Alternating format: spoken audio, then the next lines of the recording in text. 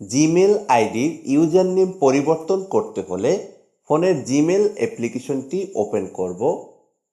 এরপর উপরে হাতের ডান সাইডের কর্নারে দেখতে পাবেন আপনার জিমেল অ্যাকাউন্টের লোগো, এখানে ক্লিক করতে হবে। তো আমি এখন আমার জিমেল অ্যাকাউন্টের লোগোর উপরে ক্লিক করব। ওকে, এরপর এখানে দেখতে পাবেন ম্যানেজ ইওর গুগল অ্যাকাউন্ট, এখানে ক্লিক করব।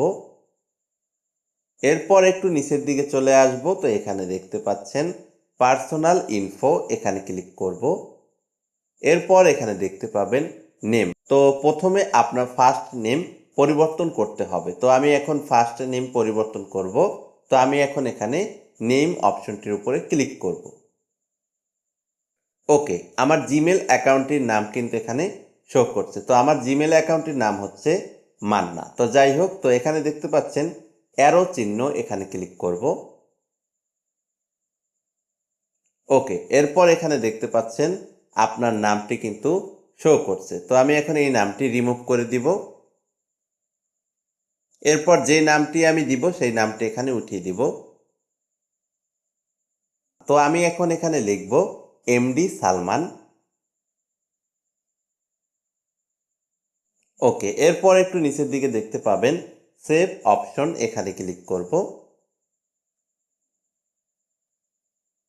সেভ অপশনটিতে ক্লিক করে দেওয়ার পর এখানে দেখতে পাবেন সালমান নামটি কিন্তু এখানে দেখাবে। তো আমি এখন এখান থেকে ব্যাগে চলে আসব।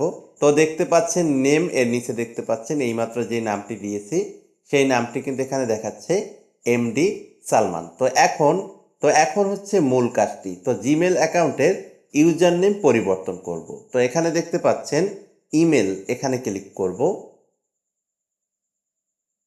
ইমেল অপশনটিতে ক্লিক করে দেওয়ার পর প্রথমে দেখতে পাবেন গুগল অ্যাকাউন্ট ইমেল। তো এর নিচে দেখতে পাবেন আপনার পুরনো জিমেল আইডির নামটি। তো আপনি কি করবেন, এই যে দেখতে পাচ্ছেন এখানে অ্যারো চিহ্ন, এখানে ক্লিক করব।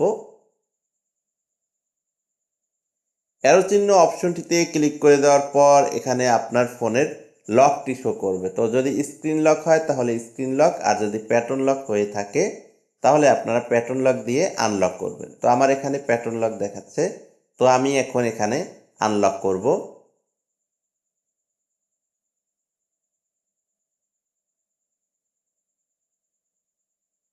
ওকে, এরপর এখানে দেখতে পাচ্ছেন চেঞ্জ গুগল অ্যাকাউন্ট ইমেল। তো এখানে ক্লিক করব।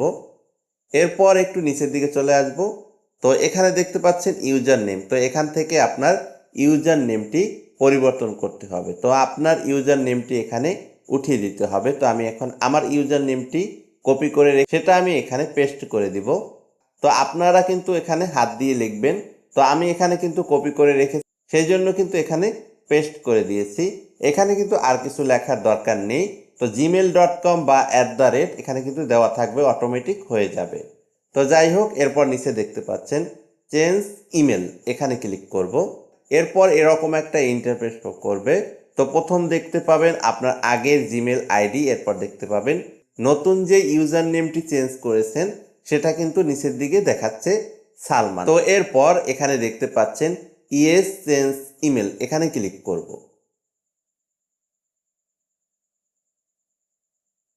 ওকে, এখানে কিছুক্ষণ ওয়েট করতে হবে। এখানে কিন্তু লোডিং নিচ্ছে। তো দেখতে পাচ্ছেন এখানে কিন্তু mdsalman@.com। তো উপরে দেখতে পাচ্ছেন গুগল অ্যাকাউন্ট ইমেল।